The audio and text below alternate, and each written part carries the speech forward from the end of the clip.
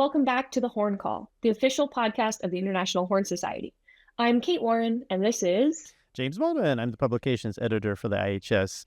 Kate, it's good to see you. It's been a little while. It has. So what have you been up to? I have just moved back to Tallahassee because I am getting my doctorate. So I have had a big life change this summer, but I'm really keen to get all of these new experiences and a new degree under my belt, and things are good.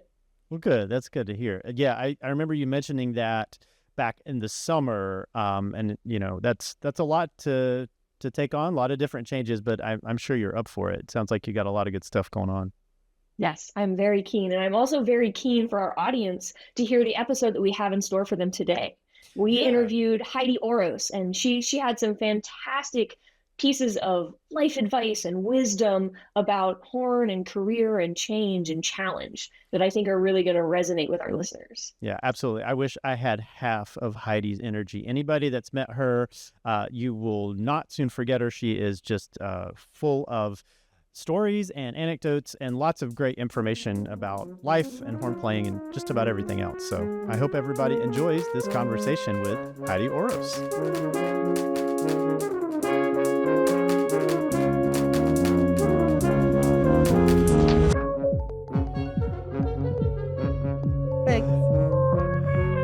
Heidi, thanks so much for being here. As I was just saying before we started rolling, we're just going to have a conversation. So if you could, what we normally do is have the guests just introduce themselves to our listeners and give us maybe the thumbnail sketch of who you are and what you do and what you find yourself doing on this Saturday. Okay, Heidi Oros. I am a horn player and teacher. I live in Trumansburg, New York, which is just north of Ithaca, and I play mostly chamber music, usually with woodwinds, and I teach privately and with high-range magic as a teacher's assistant.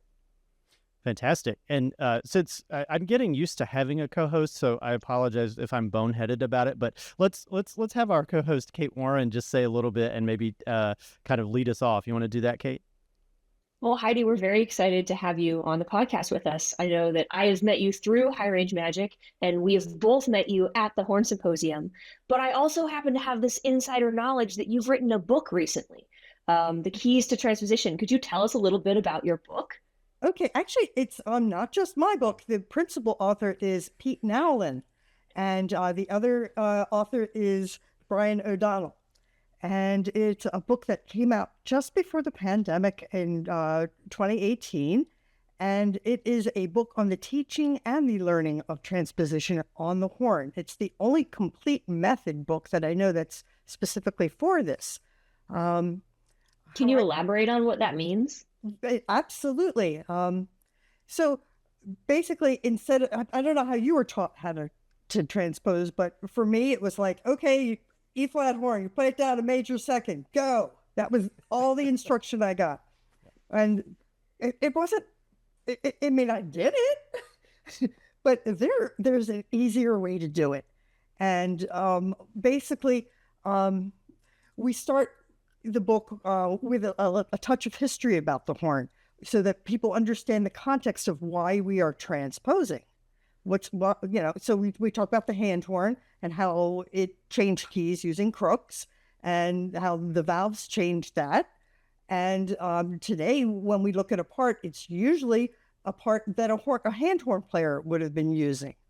And when we understand that and what notes were available to the hand horn player, we realize that mostly the notes that we're going to be playing are in the overtone series and diatonic notes. And we basically drill scales, arpeggios, and common patterns in the key that we're learning so that it sits under the fingers and it becomes very familiar. And then we introduce some excerpts. Starting, the first one is usually something with maybe 5 notes, diatonic, scale, just a scale. They understand, like if you're doing E flat horn, that puts you in the key B flat. You're going to play your B flat scale. You're going to do your B flat arpeggio. You're going to do your B flat patterns. Then you're going to start the transposing. It's sitting there ready and accessible for you. That's fantastic. Yeah. So it's basically it's a movable dose system, but you're going to use intervals also, and they get progressively more difficult and with wider leaps and maybe some accidentals. And what I really like about the book is it trains you to look for the patterns, which makes you not only a good transposer, but a good sight reader. Mm-hmm. Absolutely.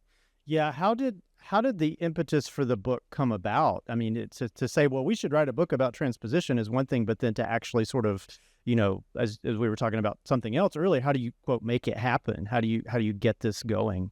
Well, Pete started the book many, many years ago. This was his idea. He wanted to do this, and he'd been working on it, and he'd been working actually somewhat with Randy Faust, who was advising him on how to write the book. And I got into the game fairly late.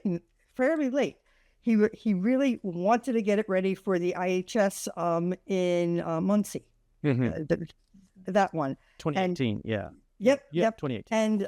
And he brought me aboard because I had been studying with him online. I was doing Zoom lessons way before the pandemic, and he knew me, and he knew that I know how to nag, so I know how to I could project manage it, and I also was able to add some extra content that he hadn't thought about. For instance, there's a chapter on transposing when you play stopped horn, which is a thing. Mm-hmm. Yes. It's worth practicing, or transposing with a key signature, which is also a little different than that. I did a bunch of we have lots of charts. We flushed out the wording on things. I did a great deal of the proofreading. It was really quite a process putting together a book. I'm on the East Coast. Pete Nowlin is in California. Okay. And Brian had just joined the Air Force, and he was overseas. Oh, goodness. Yeah. So right before, the summer before we were to release the book, Pete was doing, Pete's a conductor. He was conducting like a summer youth program. I was doing the Most Arts Festival in Alfred, New York. And I think Brian was he was somewhere in Europe conducting the band. And we were all in different time zones. And basically, I would do some proofreading, then I'd send it off to them. I would do this after our concert. So 11 p.m. till 2 in the morning, I'm at the keyboard doing stuff. Then I send it off. Then Pete sees it.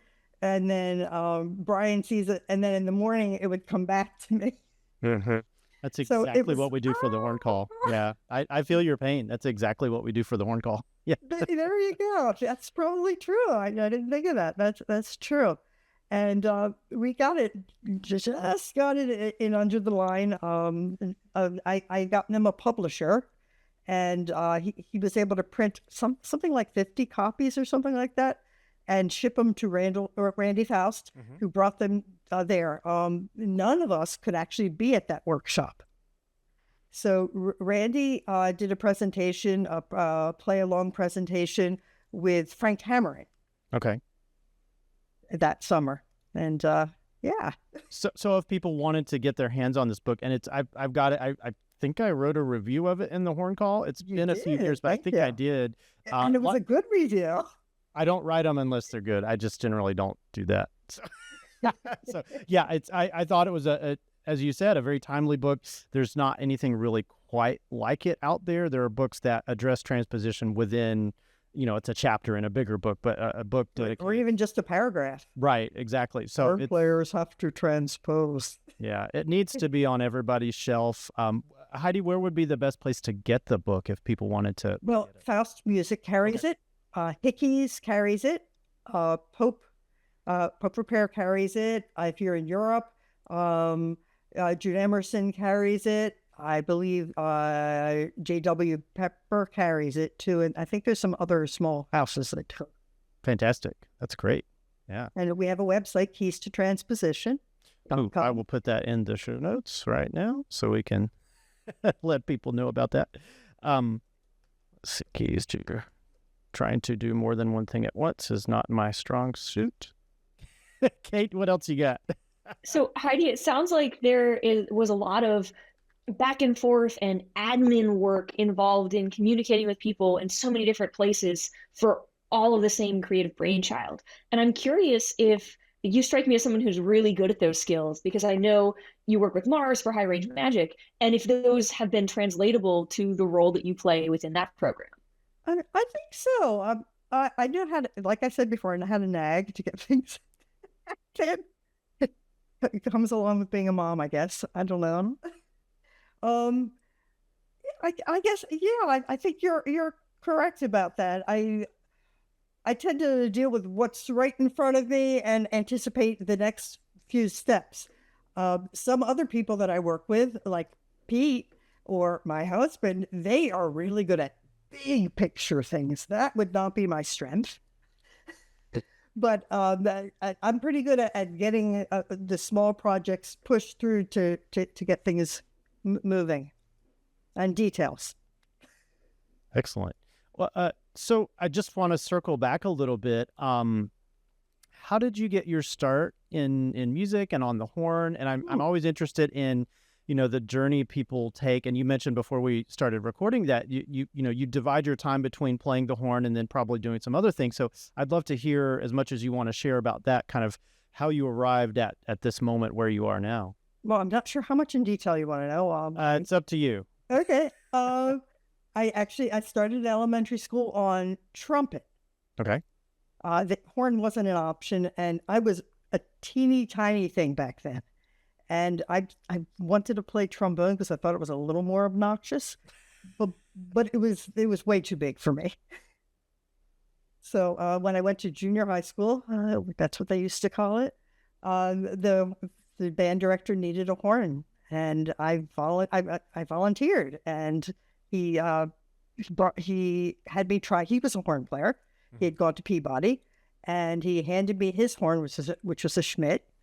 And I played a few notes. I was like, oh my gosh, I have to play this instrument. And he neglected to tell me it was a difficult instrument. Which that's probably a good thing, right? It probably was. My first etude book was Coprash 2 because that's what he had in his case. Nice. And I couldn't understand. I'm like, why is this so hard? And I'm like, oh, I guess I just, I didn't know. So were there like big inspirations or influences to you as you were kind of coming up that kind of helped fuel your trajectory as a horn player? Yeah, actually there were.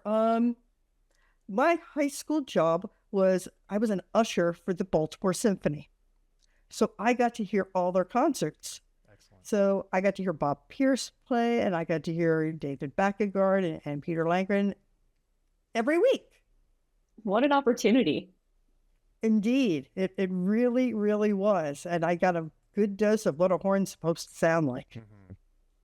Mm-hmm. I think that really is an important thing. Yeah, that's a terrific orchestra, and that's this is back when they were in the Lyric Theater. This is before the Meyerhoff. My background, I just kind of stumbled across this today. My background is the Peabody, or not Peabody, but the Johns Hopkins Lestari. Yeah, I know. They were just getting affiliated with them back then. Well, that's cool. Well, so how did the decision to continue to be a horn player and at the college level, because a lot of times even very talented students, they get to high school and they maybe do it in high school and then they put it away when they go to college and sadly kind of never take it back out again. But you're someone who has made the horn part of your life kind of for the long haul. So what was that decision process like, and where did you go after? I could not imagine me doing anything else. That's like all I wanted to do was to play the horn. And in high school, I did all the all-state things and that stuff, and the summer programs. I used to do the Apples Brass Quintet. I don't know if you're familiar with them. They used to hold an international brass quintet symposium in Baltimore, and I did that for a few summers, and that kind of thing. I was like, I just need to be playing horn. So, yeah.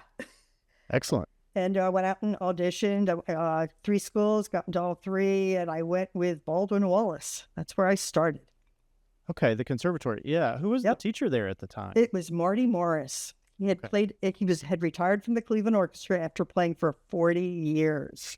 My goodness. So that man could teach literature. I bet. Yeah. I remember sitting there. He was teaching me Tchaikovsky 5, and he was telling me what everybody else was doing in the orchestra. I'm like, how do you know this? He's like, well, and he thought about it. He said, and he realized he'd played it 200 times at least. Wow. What? I don't know if I've listened to Check 5 200 times. Yeah, he was a lovely man. Horn was not his principal instrument. His friends, he was a violinist, and he also played horn. His friends talked him into taking the audition for assistant with the Cleveland Orchestra, and he won the job. They didn't tell him that the summer season, the assistant played principal. He said he threw up before every concert. Nice little surprise. Eventually, he wound up being the second horn player. But yeah, he was a special guy. But where did your horn journey take you from there? I only spent 2 years there. I decided to transfer to Ithaca College, where I studied with Jack Covert, and who was a very different type of a teacher. And he was exactly what I needed at that time. So I'm happy. I knew it was time for me to move, and it was really hard to leave friends and what I was familiar and comfortable with, but I knew I needed to change something, and Jack Covert was exactly what I needed. Yep. So you could do a lot worse. I mean, it was a great studio too. It was an amazing teacher, and it sounds like you had a pretty close relationship to not just the school, but the teacher, and then everything going on at Ithaca. Did you organized a memorial concert for Mr. I did, and we had about 30 people on stage playing. So, and you probably know some of them. Yeah, he's had some pretty well-known students. Yeah, Williams among them. Yeah, she played a solo. But yeah, during the pandemic, what happened was, let me back up. Sure, yes. So what happened was, during the pandemic, right after shutdown, everything stopped, everything. And we had a few of us, and what happened was we decided to do a Zoom instead. I'm like, I know how to do this thing called Zoom, and I got them all on, and blah, blah, blah. And so we were just talking, and then we said, what would be really fun is if we invited Steve Lafer, and then we invited Ricky Graff. We were all talking, we're like, wouldn't it be fun to do a little horn reunion? And so I organized that. So we did another Zoom, and we had a whole bunch more horn players. And then we said, we should invite Jack. So, well, Jack's wife had passed away fairly recently, and he was in a facility, and he was lonely. He was in, locked down. Those facilities got locked down, and he joined us, and we met every other week for the duration until he passed away. So it was like years. Oh my goodness. So this was starting right around 2020 and then continuing on. Okay. I think it was like March or something. That's incredible. And we made friends with all the people in the different years. It was so, so lovely. We got to hear all sorts of stories that we would have never have heard. So Heidi, it sounds like you had quite a few really inspiring COVID projects, that being one of them. I know you also are responsible for commissioning some music during COVID. Oh, yeah. Can you tell us about that? Absolutely. So I don't know if you remember, but in New York City at 7:00, people would open their doors and their windows and they would make noise. I said, you know something? I think there should be a horn fanfare for this. Mm-hmm. Why not, right? So I talked to my husband. We talked about maybe commissioning something. I'm like, James Naigus, because his music's lovely and it's accessible. So I think I called him or something, and then he called me back, and I only had a short amount of time to talk to him because I had, I think, like a telemed or something. I don't know what. And I basically told him what I wanted. I want a short fanfare that horn players can do it any level, and it should be able to be. They could do it on a natural horn. They could do it on an alp horn. any of these things, and think about what you want to charge. But I need to go. We'll talk like in an hour. So an hour, I do whatever I needed to do. Then I called back. He'd already written the piece. That's crazy. James Worksmith. It's crazy. I know. So, yeah, it was kind of crazy. And, I asked him and he says, "Oh, no, I'm not going to charge you." I'm like, "No, I have to pay something." So he let me pay him something, but he's like, "No, no, no." I'm like, "No, this is your work. This is your job." And, I understand that things are shut down, So that's how that came about. And the other reason, one of the other reasons that it came to mind is because one of my 3 daughters, is a nurse. And she also happens to play the horn. And for those who don't know, could you tell us what it's called? Oh, Lionheart's Call. And it's free. Go on James Naigus's website, or we have one too, like a Facebook page. And yeah, you can get it for free. All right, putting that in the show notes too. So, was it by design that your daughter also plays French horn? Do all of your children play French horn? No. So I don't know if you know this, Kate. I know that James does not know this. I have 3 daughters, and they are identical triplets. So I have a flute player, and that's Hannah. I have a clarinet player, that's Sarah, and I have Rebecca, the horn player. You're really close to a woodwind quartet. I know. I tried to get Rebecca to play something else, but she's like, "No, I want to play horn." I'm like, "Well, I have lots of music." There you go. It sounds like you had a very musical household. Yeah. They all, played through high school, and they all played in college, not as majors, but they all played their instruments in college. Well, you mentioned not necessarily being a full-time horn player all the time. Could you talk about, and then you also mentioned taking some time off the instrument and coming back. So maybe let's go down that path for a little while. Okay, so okay. I actually, I told you that I went to Ithaca College. I finished my bachelor's in music performance, and then I started my master's degree there. Mm-hmm. And midway through my master's degree, I got a call from a friend who was playing horn in Mexico. Okay. So he was playing with La Orquesta Sinfónica del Estado de México in Toluca. Mm-hmm. And he asked me to come down and take an audition. And I said, okay. But this meant that I would not be able to go to school the next semester. Uh-huh. So I packed up all my stuff, completely assuming that I was going to get this job. And I went down there and I took the audition and I got the job. Yay. So I started as assistant, and then I went to second horn, which is one of my favorite seats. And so how long did you get the opportunity to live and play in Mexico? I could have stayed. I stayed for 1 year, and I loved playing in the orchestra. It was difficult being a woman in the orchestra. Mm-hmm. Culturally speaking, it was. There were only 2 Mexican women in the three Mexican women in the orchestra. So a cellist, a violinist, and a harpist. And there were a handful of American women in the orchestra. I was the only woman in the brass section until I recommended another horn player come up, Liz Lester, who I went to IC with. And so the principal horn player was Rodney Staten, and when he was talking to me about coming down, I found out that I knew the third horn player too. I went to high school with him, and we played in Gettysburg Symphony together. And it was like, what?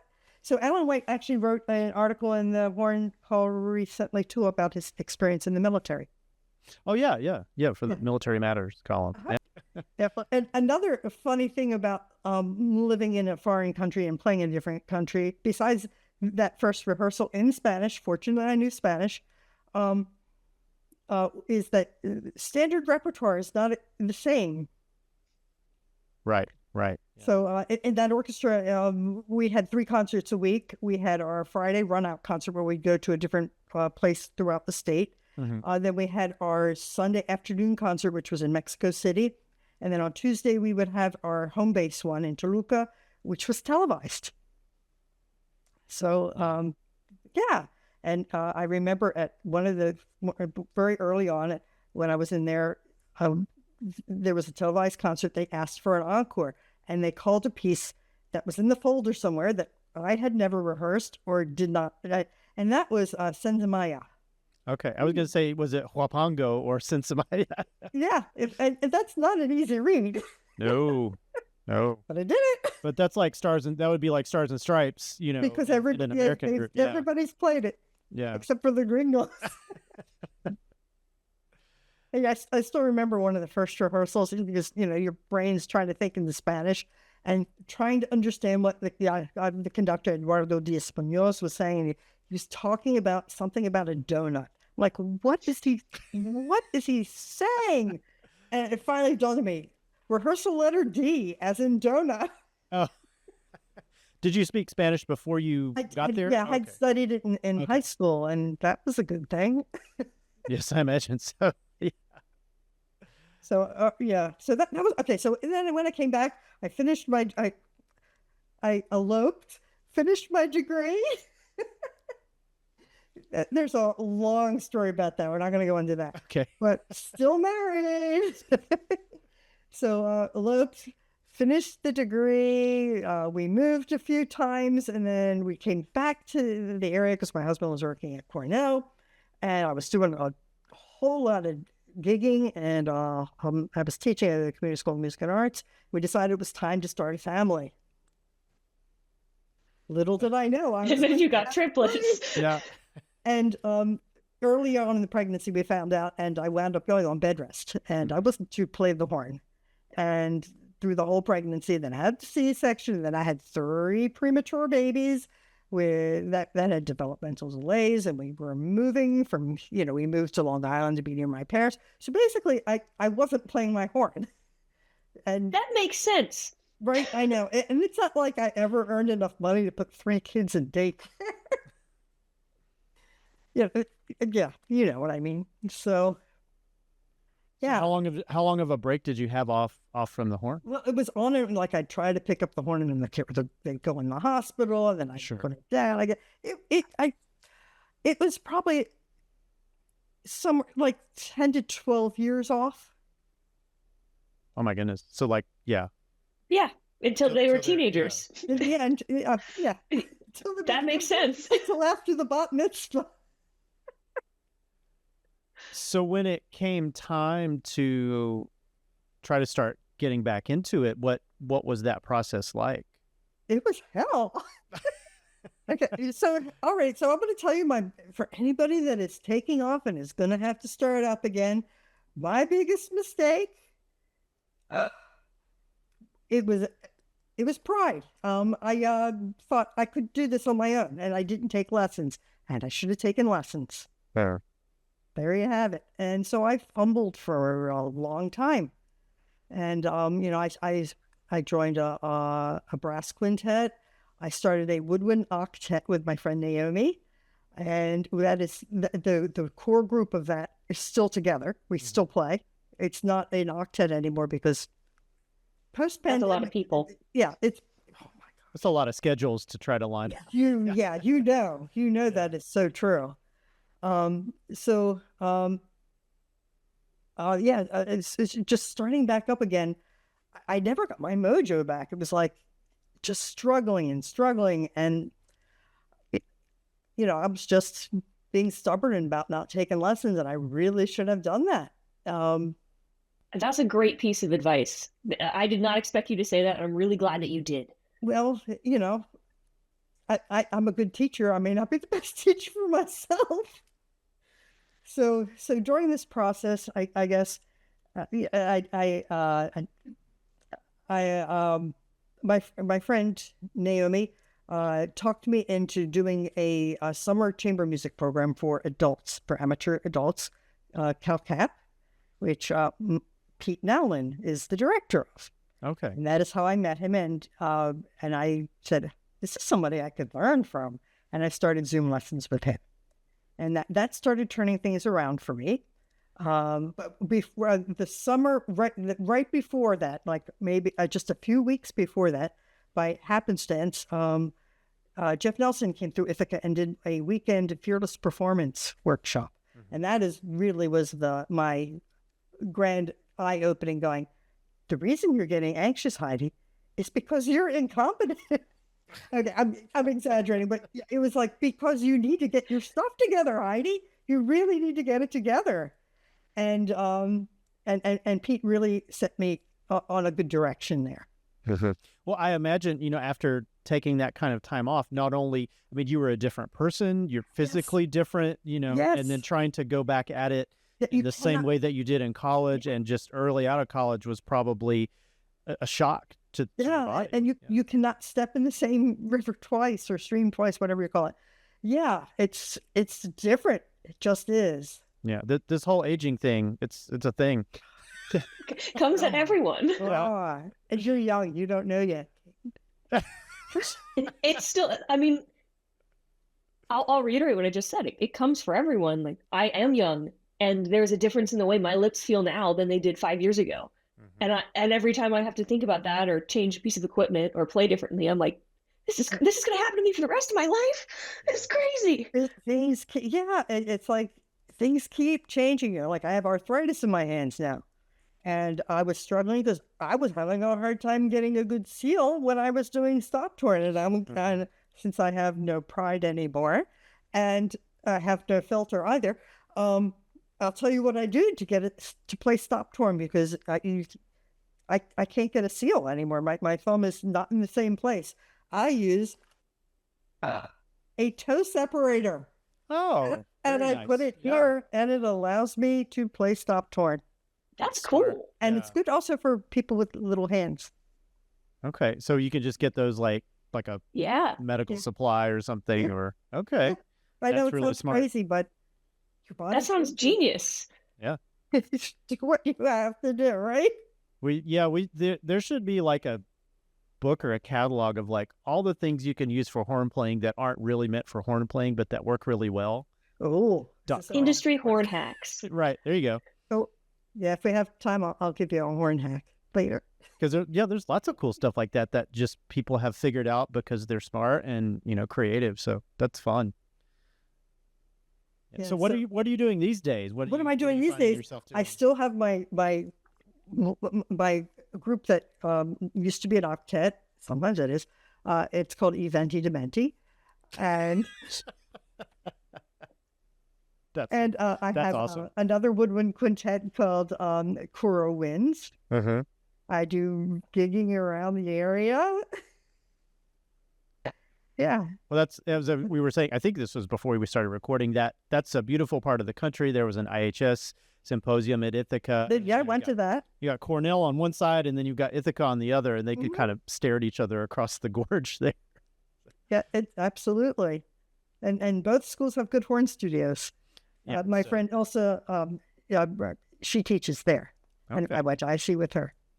Yeah, it's a very special place, like super beautiful and really lots of cool stuff going on. Yeah, they also hosted a regional workshop a few years before the big workshop. Okay. Yeah. Symposium. Do you have much contact with Alex Shuhan? Oh, yeah. Up there? Okay. Absolutely. Yeah, he's a good guy. Yeah, we'll do gigs together occasionally. Excellent. Well, so you mentioned earlier about high range magic, and then this kind of dovetails in with your activity as a horn player and as a teacher. Do you want to talk a little bit about that? Sure. Okay, so Mars. I met Mars. I was before the pandemic. I met him. I was visiting my mom in Florida, and I was coming home, and in the airport there was somebody else in line checking in with a horn on their back, and that was Mars. And he had just done Mahler 5. So we chatted just briefly, and then I'm like, who is this person? I looked him up, and I'm like, he's got a really interesting background. I should study with him, but he lives in San Francisco area. I'm like, it's too far. So I'm like, forget it, right? And then during the pandemic, my friend Naomi's like, have you heard of this guy named Mars Gelfo? You should study with him. I'm like, yes, I have. And you're right, but he lives all the way over there. I don't know. And then I saw, years later, I saw one of these ads for High Range Magic.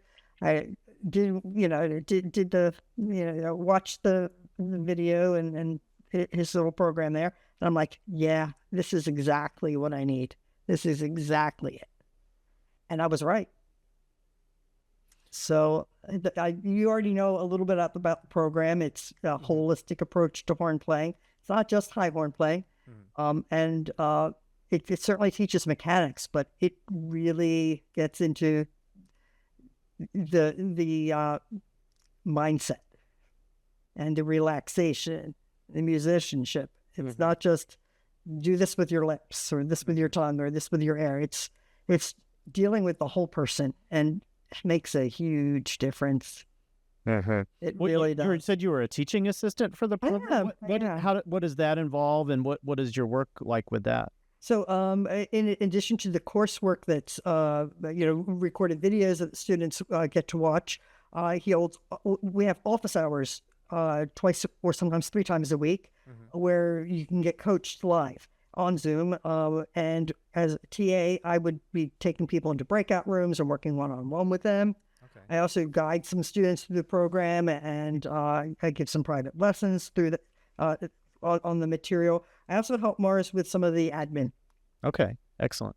Yeah, full disclosure, I've known Mars for a long time. I met him over 20 years ago at what used to be called Kendall Betts Horn Camp. Now it is Cormont Horn Camp. Yes. But what the one thing I remember about Mars is was obviously super intelligent, extremely smart person, but always very curious. It was never enough for him never just be told, quote, the answer to something. He was like, but why? And how does this work? And what's, is there a different way to think about this? So I think it makes complete sense that he's doing what he's doing now. Yep, quite well read. He has a lot of expertise in a lot of areas, and he brings it all together, and he's created a fabulous program. And it's so rewarding to watch people go through the program, and it's a really wide range. You have amateur players, and not beginners, but amateur players, and you have professionals in it. People that are getting ready to take auditions, and working with them with the mindset, and giving them the confidence to play the high stuff. Even if they can play high, they can play like a 4th higher when they're done. So like a high C is like whatever. It's not such a big deal when you're playing an F every day. How has that affected your own playing? Just in work with that? That's the funny thing. It's like I identify as a low horn player. I think it's given me a lot more confidence in my chamber works. When I'm playing chamber music, I'm like, okay, let's do that. And before that, I would have said, I can't play that piece. We're not going to do that. We're not going to play this piece. I can't play that note. And now it's like, yeah, okay, let's do it. And I've noticed, my endurance is way better. Is that because you can now play those notes, or because now you're willing to make yourself figure out how to? Well, like I had a C and I usually had a D, but now I feel like I have the C and I can play it. I feel it's believing in myself. So, yeah. I think that, and because most of my gigs are low horn, he still does low horn stuff. We're still doing low horn stuff. I don't think I've had the experience that most of the other people have, which is like playing in a big ensemble and getting to play those high parts. So, but that doesn't mean that's not going to happen someday. Yeah, but chamber music is all over the place. Like, I know. I mean, to play in a woodwind that it's like all over the place. I'm so happy to be doing this. This is my passion. And it's one of the things that I really missed when I was in Mexico. I'm like, I can't have a woodwind quintet or a brass quintet. It's not going to happen. And I was like, but this is what I'm passionate about. That's awesome. So it does sound like a terrific program, though. It really is, and it certainly has changed my life. I feel like I have so many more of the pieces. It's like, and things that other teachers had been telling me that I thought I was doing. I was like, oh, that mechanic is not exactly what I thought it was, and now I know how to use it. I'm like, good God, yeah, and yeah, it's been really, really great experience. And he's a great person to work for. He listens to you. That's always good. I know. Yeah. I certainly have had enough employers that don't. So it's like, oh my gosh, he listened. But then it's not an oh my gosh anymore because he does. Well, that's good. Well, yeah. Well, shout out to Mars for sure. Yeah. Well, so Heidi, I think we would be remiss if we didn't talk about the IHS, this being the Horn Call podcast. I've been seeing you at symposia for years now, and you're obviously a very enthusiastic and, very supportive member of the IHS. So do you want to talk a little bit about your history with the organization and what it's meant to you personally, professionally? Sure.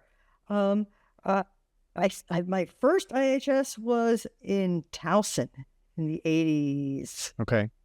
Of which I don't have a lot of memories from it. It's because I had a gig. So the other horn players would stay. They were like, no, I'm going to be at the symposium. I'm like, I need the money. Mm-hmm.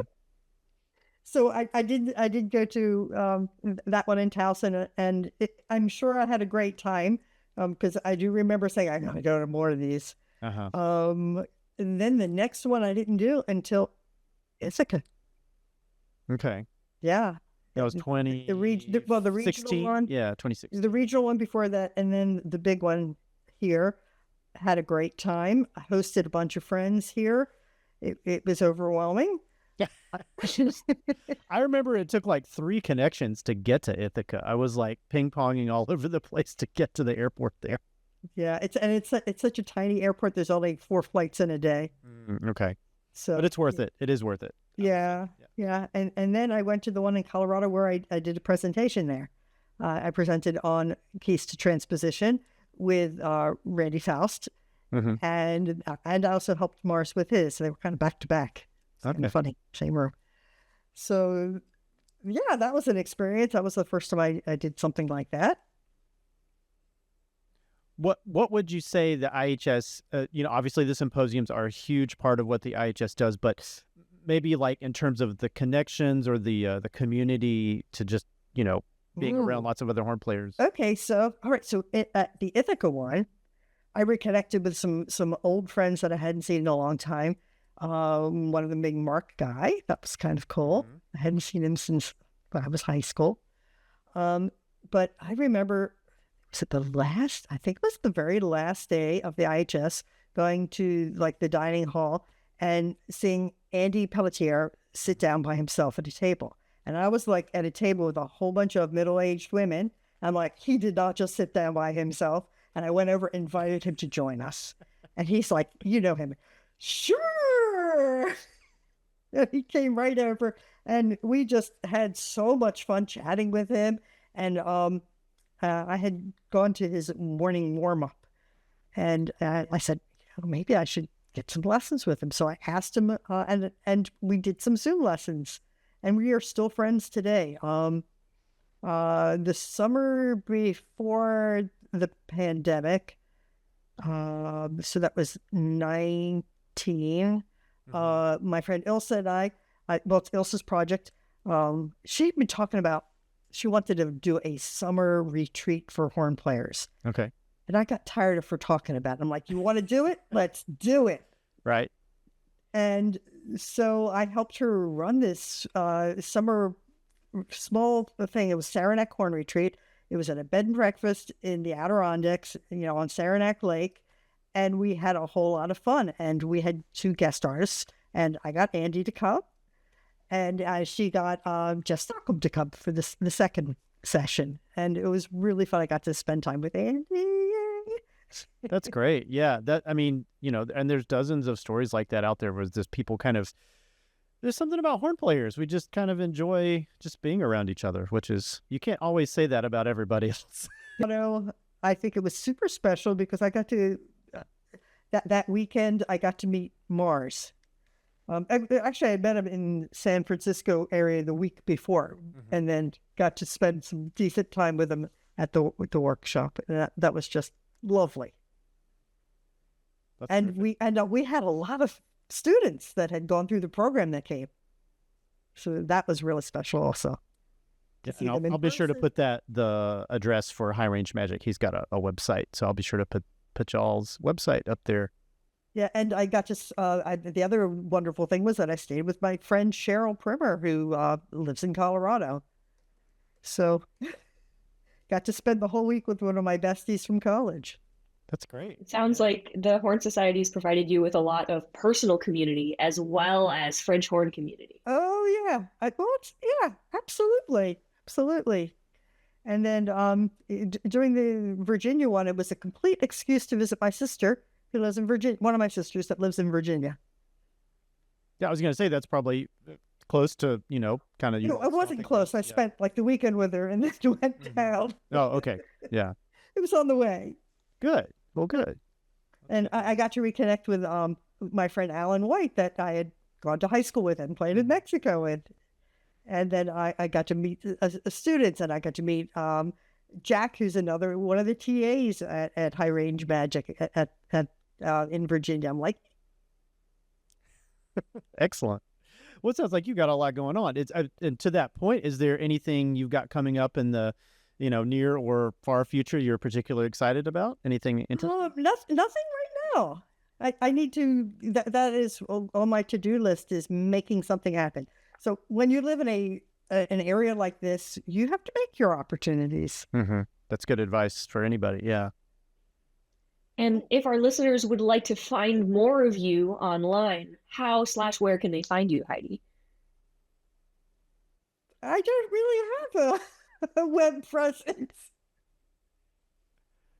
Well, they could find you through High Range Magic, probably. They can find me, High Range Magic. I have to join the course.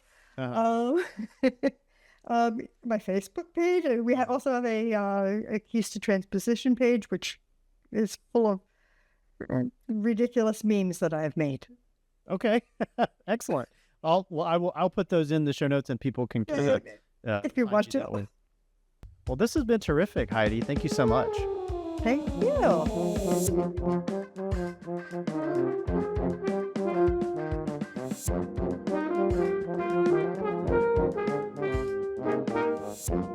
The Horn Call Podcast is the official podcast of the International Horn Society. The views, information, or opinions expressed during this series are solely those of the individuals involved and do not necessarily represent those of the International Horn Society. Copyright International Horn Society.